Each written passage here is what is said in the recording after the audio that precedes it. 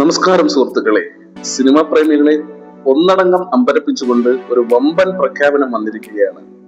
നമ്മൾ മിക്കവരും ആമസോൺ പ്രൈമിൽ കണ്ടു തീർത്ത, ലോകം മുഴുവൻ ചർച്ച ചെയ്ത ജോർജ് കുട്ടിയുടെയും കുടുംബത്തിന്റെയും കഥ ഇതാ ബിഗ് സ്ക്രീനിൽ എത്തുന്നു.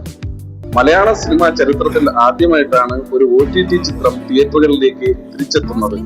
ഇതിനു പിന്നിലെ ലക്ഷ്യം എന്താണ്? ദൃശ്യം 3യുമായുള്ള ഇതിന്റെ ബന്ധം എന്താണ്? എല്ലാ സിനിമാ വിശേഷങ്ങളുമായും മണ്ണും മണലിലേക്ക് എല്ലാവർക്കും സ്വാഗതം.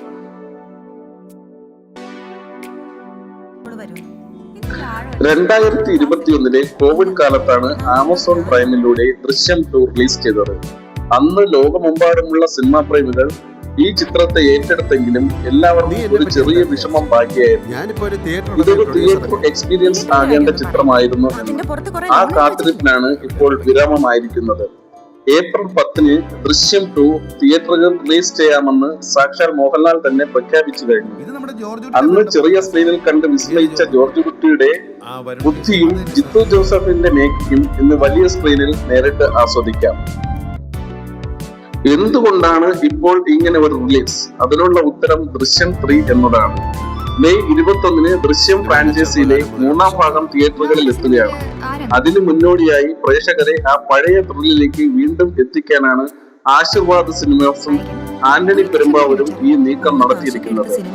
ദൃശ്യം 2 തിയേറ്ററിൽ കണ്ട് ആ ഫീൽ നൽകുമ്പോൾ അടുത്ത ഭാഗം കാണാൻ സാധിക്കുക എന്നത് പ്രേക്ഷകന് ലഭിക്കുന്ന ഏറ്റവും വലിയ സർപ്രൈസ് ആയിരിക്കും.